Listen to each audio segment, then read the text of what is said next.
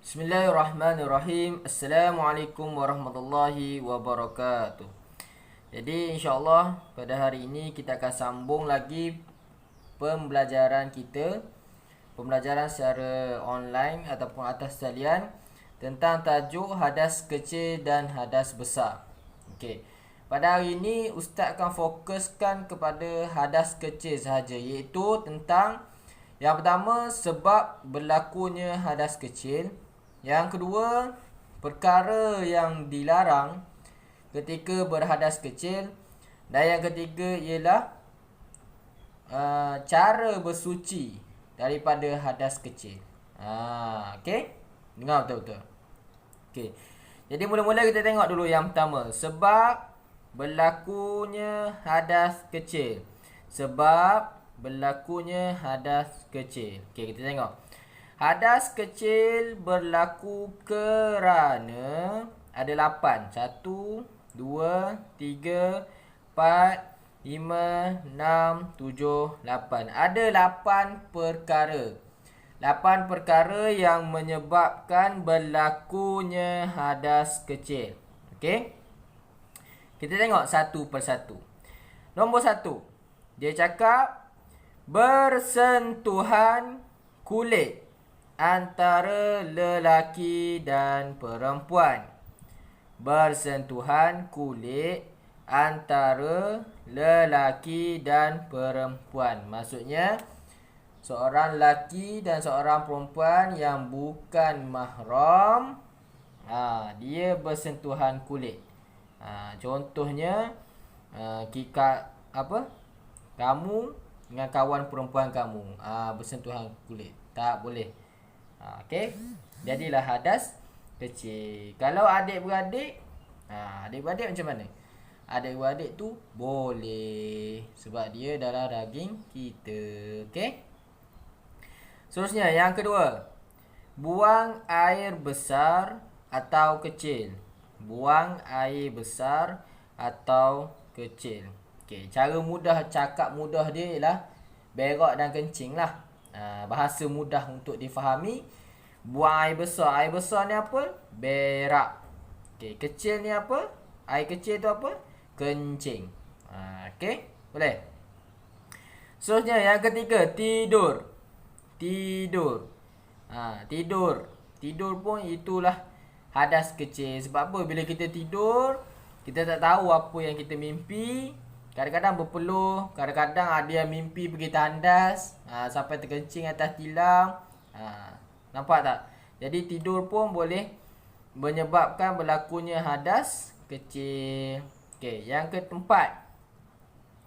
Yang keempat, muntah. Muntah. Okey, muntah. Yang kelima, kentut. Kentut. Yang ni biasalah.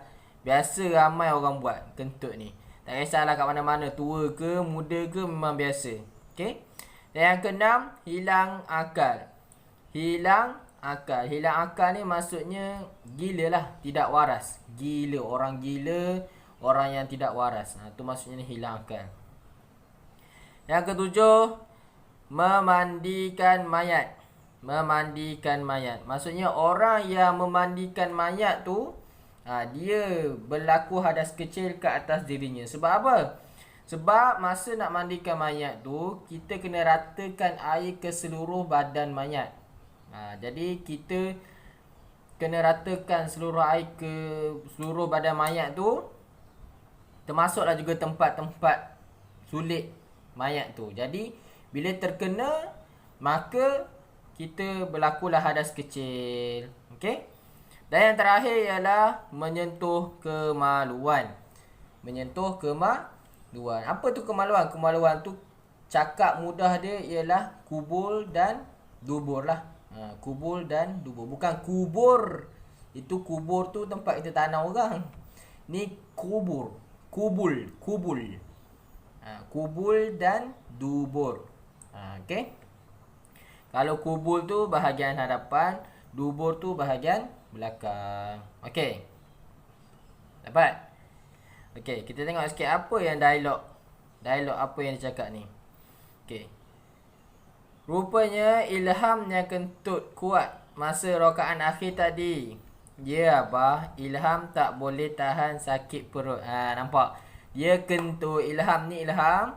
Ni Abah dia. Ilham ni masa sembahyang rakaat akhir dia kentut. Bila dia kentut, nampak sini. Mana kentut tadi? Ni kentut.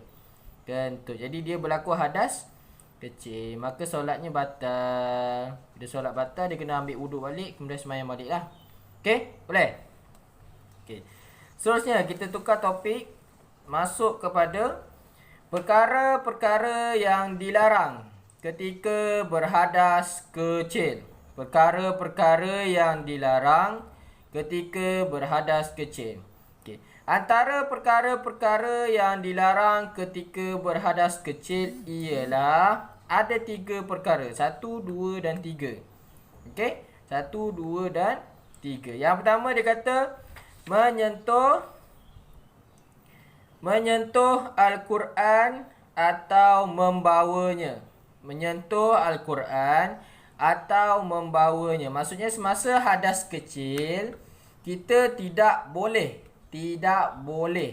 menyentuh Al-Quran atau membawanya. Okey, Al-Quran kat sini maksudnya Al-Quran yang tiada tafsir ataupun tiada bahasa Melayu di dalamnya. Kena faham. Maksudnya bila kita buka aja Al-Quran tu hanya ada ayat-ayat Al-Quran sahaja. Yang tu tak boleh. Kalau ada ayat Quran dan juga ada ayat tafsir, kalau yang tu kita boleh bawa, kita boleh sentuh. Sebab apa? Sebab itu dinamakan tafsir Al-Quran.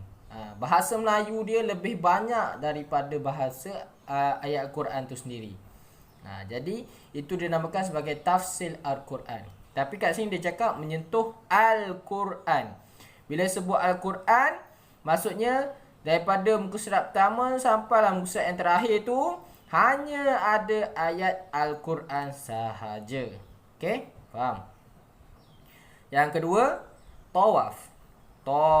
Tawaf ni maksudnya mengelilingi Kaabah sebanyak 7 kali masa musim haji. Tak boleh. Kalau berhadas kecil, kita tak boleh tawaf. Okey. Yang ketiga, macam biasalah, solat. Solat. Kalau berhadas kecil, kita tak boleh menunaikan solat. Kecuali apabila kita dah bersuci, kita dah bersihkan hadas kecil kita, dah ambil wuduk semula, barulah boleh menunaikan solat. Okey. Boleh? Okey.